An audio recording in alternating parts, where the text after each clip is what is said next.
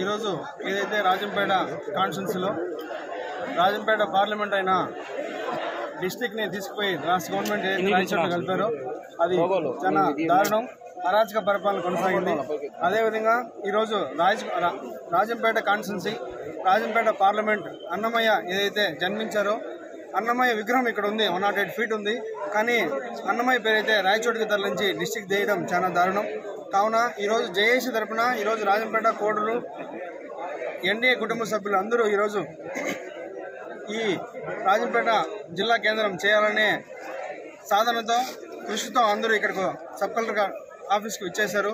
కావున మేము sub collector గారికి, సీఎం గారికి, అదేవిధంగా డిప్యూటీ సీఎం గారికి కన్సిడర్ చేయండి అని చెప్పి మేడం రిక్వెస్ట్ చేసి, అదేవిధంగా నిన్న కూడా నేను సీఎం గౌరవనీయులు మన రాష్ట్ర ముఖ్యమంత్రి వర్యులు శ్రీ చంద్రబాబు నాయుడు గారిని కలిసి రాజంపేట కంపల్సరీ డిస్టిక్ చేయాలి సార్, బద్వేల్ని కలిపి రాజంపేట డిస్టిక్ చేయండి, ఇది రాజంపేట కోడూరు యొక్క ప్రజల యొక్క రిక్వెస్ట్ అని చెప్పి సార్ కూడా సమర్పించాము.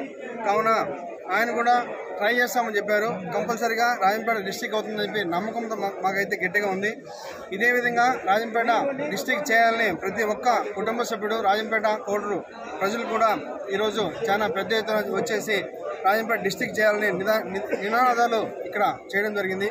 కావున కంపల్సరీగా ఈ రాజంపేట డిస్టిక్ ఎందుకు చేయాలనే ఒక క్వశ్చన్ మార్క్ అని అంటే, రాజంపేట ట్రైన్ సౌకర్యం ఉంది, అదేవిధంగా 1 గంట పోతే కడప ఎయిర్పోర్ట్ వస్తుంది, 45 మినిట్స్ వెళ్తే తిరుపతి ఎయిర్పోర్ట్ వస్తుంది. కావున అన్ని సౌకర్యాలు ఇక్కడ ఉన్నందున కంపల్సరీగా రాజంపేట పార్లమెంట్ అనేది డిస్టిక్ చేయాలని రాజంపేట కోడూరు యొక్క ప్రజల ఆకాంక్షలు.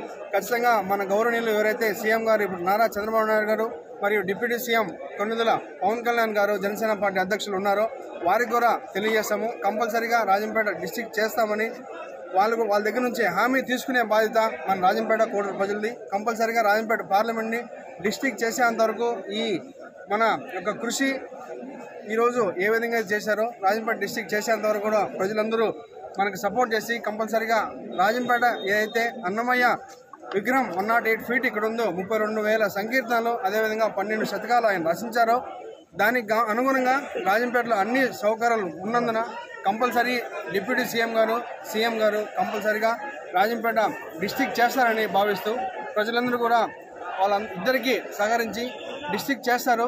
మీరందరూ కూడా వాళ్ళకి సహకరించి కంపల్సరీగా పార్టీకి ఎన్డీఏ కూటమి గవర్నమెంట్కి సపోర్ట్ చేసేందుకు ఆయన నమ్మకం ఉంది. కంపల్సరీగా ఆయన రాజంపేట డిస్టిక్ చేసే ఒక ప్రక్షాళన ఏదైతే ఉందో ఆయన చేస్తున్నారో కంపల్సరీగా మనకి మీ అందరికి సపోర్టు ఉంటుందని నేను ఈరోజు ఈ రాజంపేట సబ్ కలెక్టర్ ఆఫీస్ నందు తెలియజేస్తున్నాను. ఈరోజు తీసుకురావాలని ఈరోజు జేఏసీ తరఫున ఇంత పెద్ద ఉద్యమం మొదలైంది. ఇది అంతం కాదు, ఇది ఆరంభం మాత్రమే. ఖచ్చితంగా అన్నమయ్య నామకరణం చేసి అన్నమయ్య దండగాడిన ఈ ప్లేస్ ఇది. ఇక్కడ ఈ జిల్లా కేంద్రంగా రాజంపేట పార్లమెంట్లో సంబంధించిన ఇక్కడ జిల్లా కేంద్రంగా ప్రకటించే వరకు మా పోరాటం ఇలాగే కొనసాగుతుంది. అట్లాగే అంటే ఎన్డీఏ కూటమి ముఖ్యమంత్రి గారిని కానీ అలాగే ఉప ముఖ్యమంత్రి గారిని కానీ కలిసి మేము ఇదే విషయాన్ని విన్నవించి ఇక్కడ జిల్లా కేంద్రం తీసుకొచ్చేంత వరకు పోరాటంలో ముందుంటాం. ఎందుకంటే ఇక్కడే పుట్టాం, ఇక్కడే పెరిగాం. ఈ ప్రాంతాన్ని అభివృద్ధి చేసుకుంటే మా భావితరాల వారికి కూడా ఉపయోగం ఉంటుందనే ఉద్దేశంతో ఈరోజు ఈ ఉద్యమాన్ని మొదలుపెట్టిన మన జేఏసీ వారికి నా ప్రత్యేక ధన్యవాదాలు తెలియజేస్తున్నాను.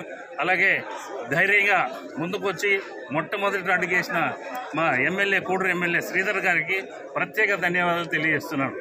Thank you. చరిత్ర సృష్టించినోడు ఇప్పుడు ఆ చరిత్రని తిరగరాయబోతున్నాడు. అబద్ధాల గోడల్ని బద్దలు కొట్టి నిజాలను రాగా మీ ముందుంచబోతున్నాడు. నిజమైన వార్తల కోసం వెంటనే డౌన్లోడ్ చేసుకోండి రా యాప్ని.